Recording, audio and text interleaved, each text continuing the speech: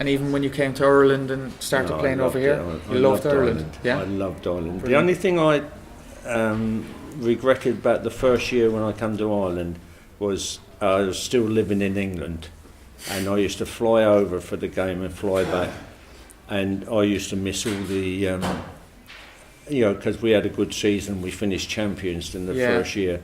So you can imagine there would have been a lot of celebrating. Yeah, I used to miss that celebrating on the Sunday night, and I'd come back next week, and I'd missed all the excitement of being top of the team. Paddy Mulligan must have had a huge laugh at my expense, because when I was coming to Ireland because I couldn't play any longer in England because I had an injury that wouldn't allow me to play on harder grounds, and the specialist said if you're going to play, he didn't want me to play anymore, he wanted me to pack up, and he said if you've got to find a country where the pitches are soft, where it always rains. Well, he said something like that as well. Yeah, and, definitely Ireland. And who was I sat next to in the dressing room but Paddy? Yeah. And we were good friends, and Paddy said, how did it go yesterday, the specialist?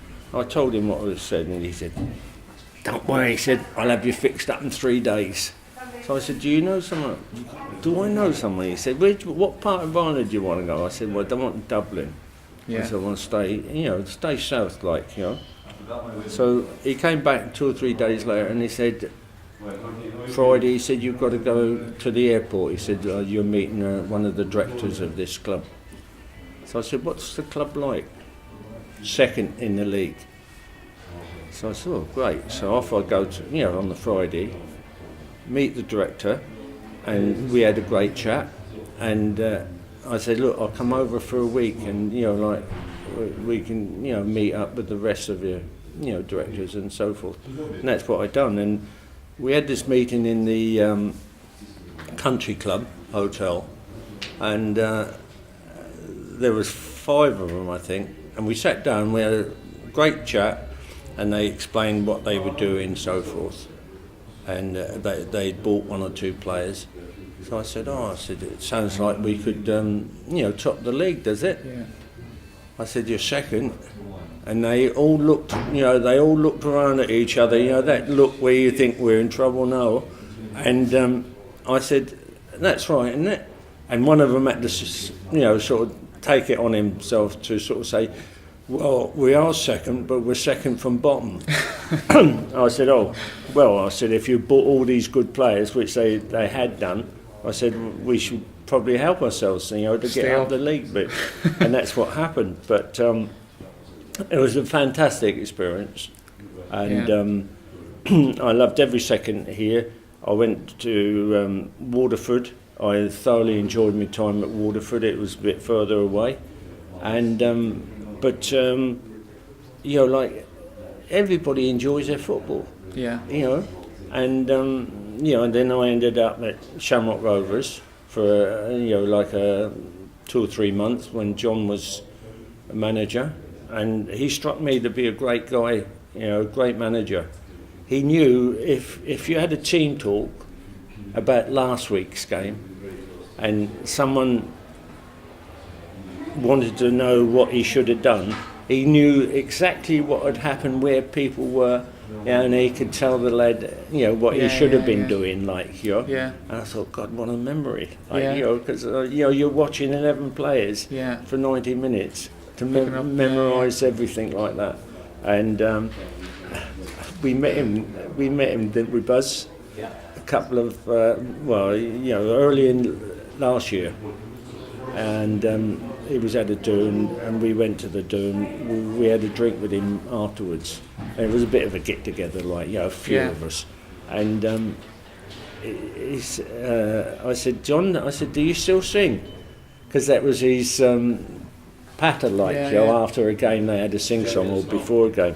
And he said, yeah. I said, do you still sing your song? He said, what's my song? I said, Argentina. What was it? What's the full? Yeah, Don't Cry for Me, Argentina. Right. and he sings it absolutely brilliant. And didn't he just put his glass down and started singing like, you know? Brilliant, yeah. He's, you know, like he was good manager. Knew the game, knew the players, you know, knew what the players should have been doing. And like, how lucky Ireland was to get Chelsea's all-time top scorer at the time. I mean, that was a huge boost. But also, you had an effect on bringing George Best to Cork as well. Yeah, that was a pleasure. Yeah. You know, really was not so much, you know, just for me. I'd seen George, I knew George, you know, like quite well, and but I knew, you know, hundreds, you know, in fact thousands of people would be able to say as they grew up, you know, I actually saw George Best here in Ireland play, Live. and you know, it was a bit of an embarrassment, you know, when he came over and played. We were playing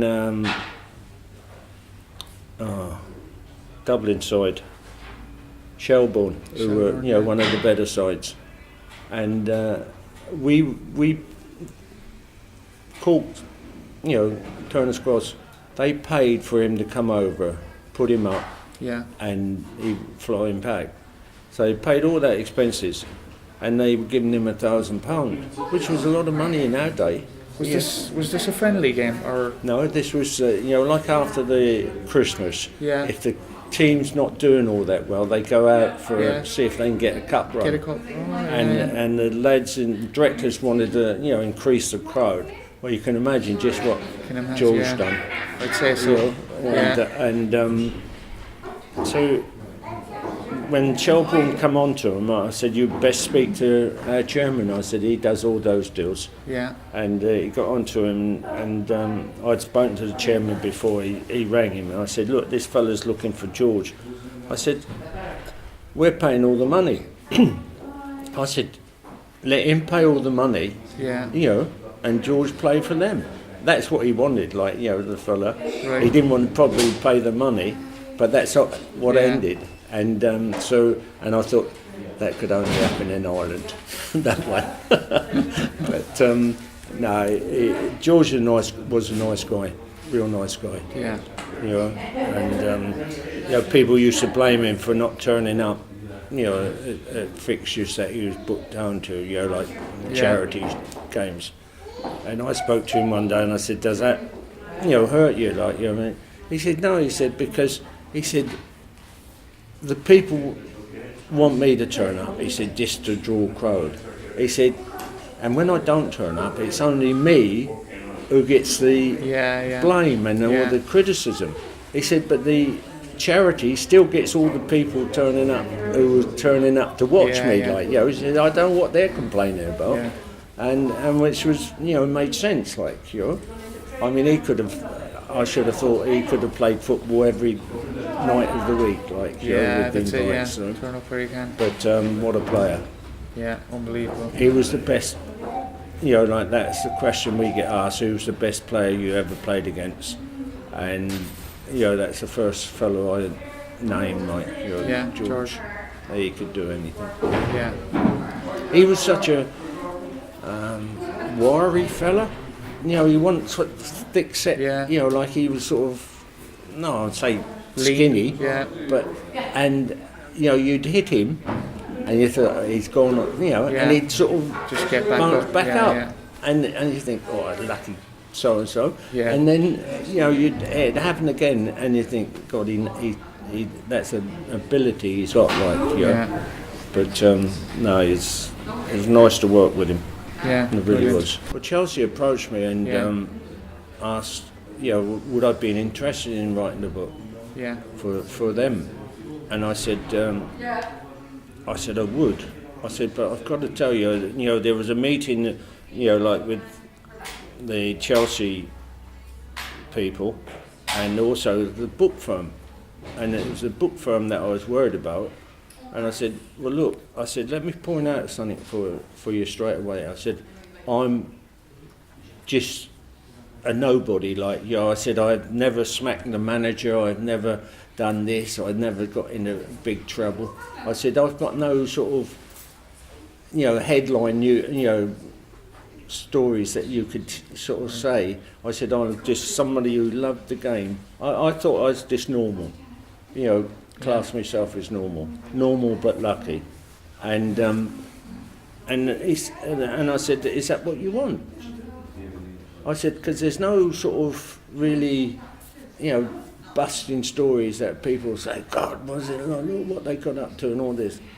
And the fella said, well, that's exactly what we want, about you.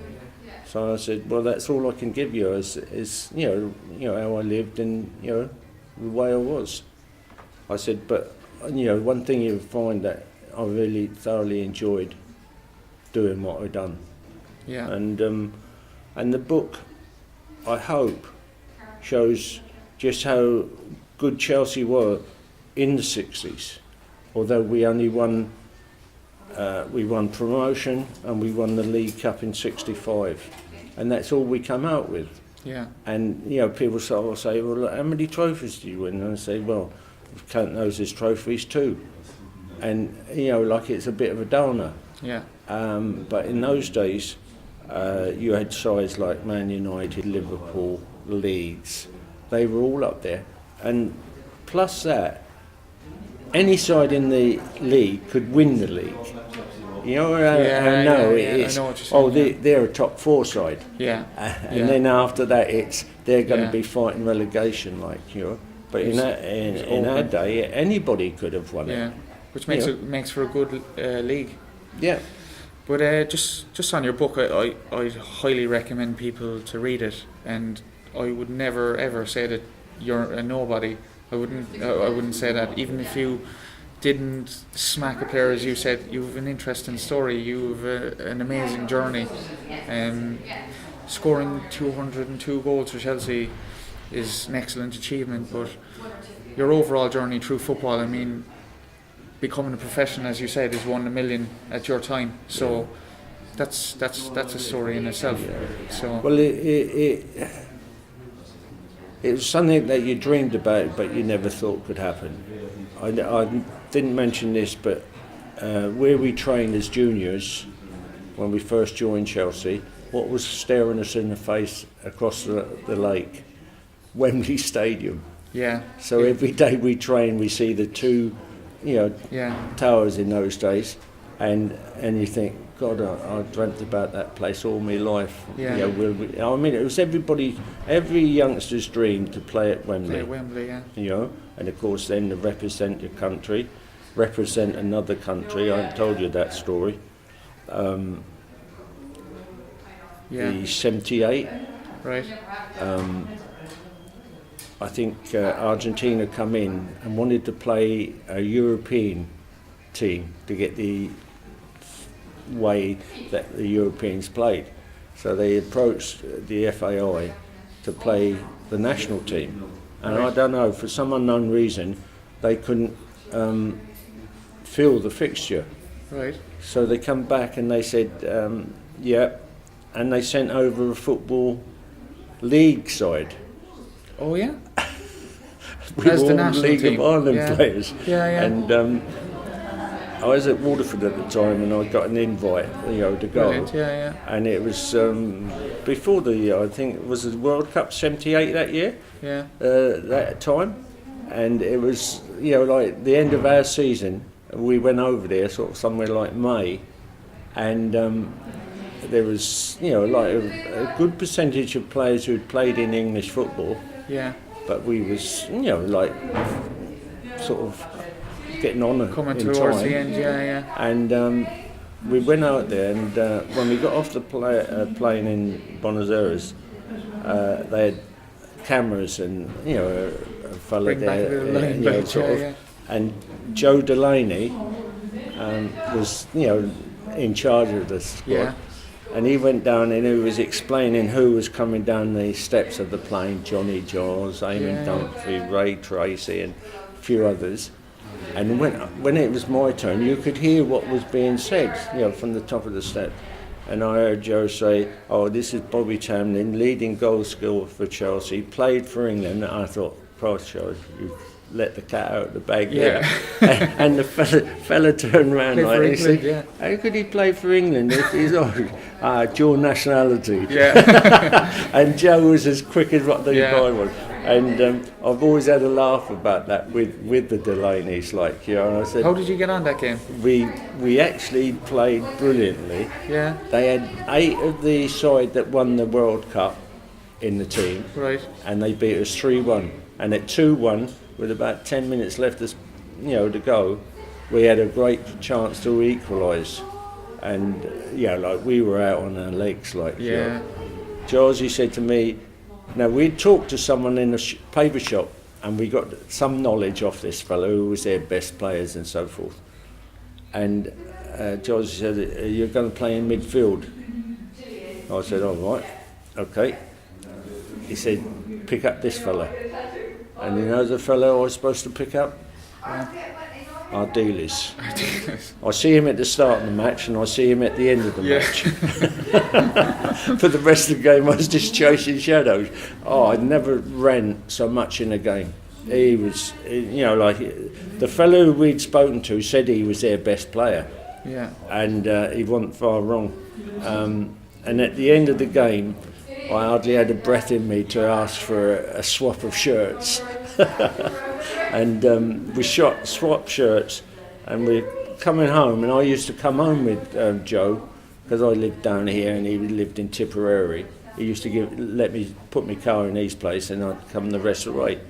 And he was coming back in the car, and he said, "I'm going to be in trouble when I get home." So I said, "Why is that?" He said, "I promised John that I'd get him an Argentinian shirt." He said, and I completely forgot. So I said, there's a stinky old sweaty one in my bag, you can take that if you like. Yeah. He said, "What? Our dealer's shirt?" I said, "Yeah." I said, I'm not going to wear it, am I?" So he took it. And to this day, John always remembers that, doesn't he, Buzz? Whenever we see him, he said, "I still got your shirt." But and that's what football's all about, like, having a good time, working hard. Yeah. People sort of say, what would you, sort of say to youngsters who, and I always say, listen to what the coach has got to say, and listen to your mum and dad, as to, like when they're youngsters, having the right food, getting enough sleep, not going out, when you shouldn't, and these people that has given them advice is only trying to help them. Yeah. So you don't want to turn your back on them.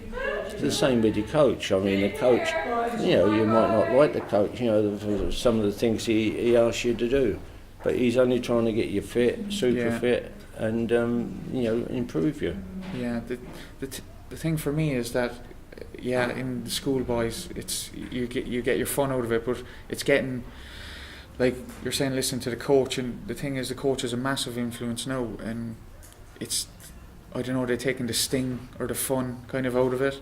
Like there's a huge argument towards that, and we could be here all day talking about that. But the main thing, as you said though, is do have fun and enjoy yourself. And when it's not fun, it's time to stop. Because when you do go to a professional level, like if you're, say, just for example, a player who likes to run with the ball, don't go with a coach or a manager that was going to turn around and say stop running with the ball. You need, that's something that players don't look at, that agents probably don't look at enough. For me, is that player identification towards the club.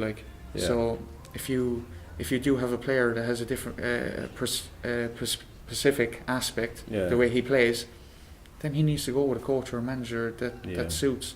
Well, I've got a classic one for you in that sort of going down that road is Damien Duff. I mean, he came to Chelsea, he was an absolutely superb player, playing great for Ireland. He was able to take people on and beat them, which is probably one of the hardest things, footballers have, to do. It's not easy to beat Not someone. a lot of people can do it, and he was able to do that and work hard.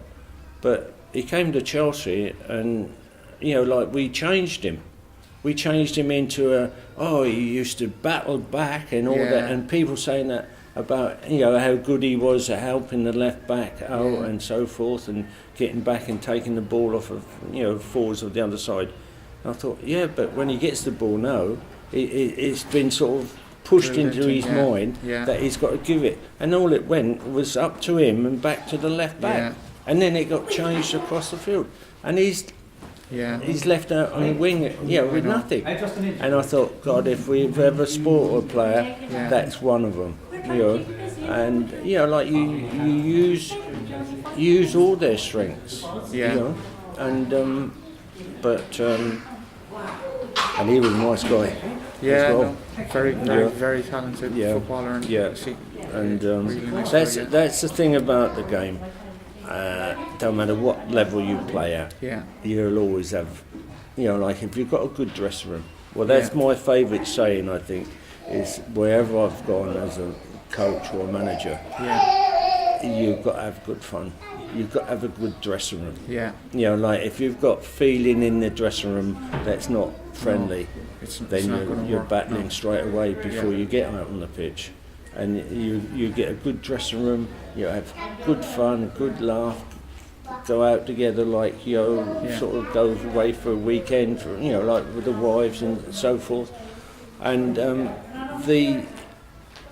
that comes through in their play. They play, closer together. It's not one here and, and, it's sort of, I just think it's a wonderful game. I'm afraid I think like you, it's going down a road that's very difficult to see it being stopped. Yeah. And I don't know how they can stop it. I always think that we should have gone down the same road as rugby. Yeah. In the sense of, like the respect. Well, the way the rules that they got in rugby that could be applied to any sport. If there's trouble with the referee, they know how to respect the referee. So that must be taught to them in training, because they're tough lads. And if the referee says something, they obey it. Yeah. If they do something that's wrong, they're off the field. Not a yellow card. To me, a yellow card is stupid. Yeah. Like if they've done something that's wrong and they shouldn't have done it, put them off the field. Yeah. How many times would the manager want them off the field? Never. Yeah. So he's going to make sure that his side, plays to the rules. Yeah. No. And there is lots of things that they can bring in, whether they're willing to go there. But anyway, you had fun your whole career, and that's still having fun. I love to meet the lads when I go over. We had a do back in what was that? 2005. No, it was later than that. 2015. We had the team that won promotion in 65. No, didn't win promotion in 63. And what a night we had. And what you were there, Buzz. All the people that were in, it was a dinner, not a dance, but a dinner. Right. And all the people there were of that age group. They had seen that side play. And so they knew everybody was there. And nearly every one of the team turned up, that was that side. We had about a half-hour meeting before we went into the do for the television people, and it was absolutely, it was unbelievable in the, like the sense that everybody remembered who'd done what and so forth. A good old and the funniest thing at the end, Neil Barnett was doing the show. And he said, lads, make sure all your phones are off. He said, don't want no phone going off. And we're 3/4 of the way through it and the phone rings. He said, whose phone's that? It's his own phone. Mine. But it was a trick. But it was just great to meet players, and it's still like nice to meet players that you didn't play with. And get you a have feel a chat. for You've got something in common with them. Yeah. And it's sort of this a family. Yeah, that's what it's all about at the end of the day. But listen, cheers for doing that, Bobby. And well, I hope I've not bored you. Not at all. It's been brilliant. I'm absolutely ecstatic got to do it. Well, I've enjoyed it. Thanks very much. Thanks very much. It's a pleasure to meet you. Pleasure to meet you too.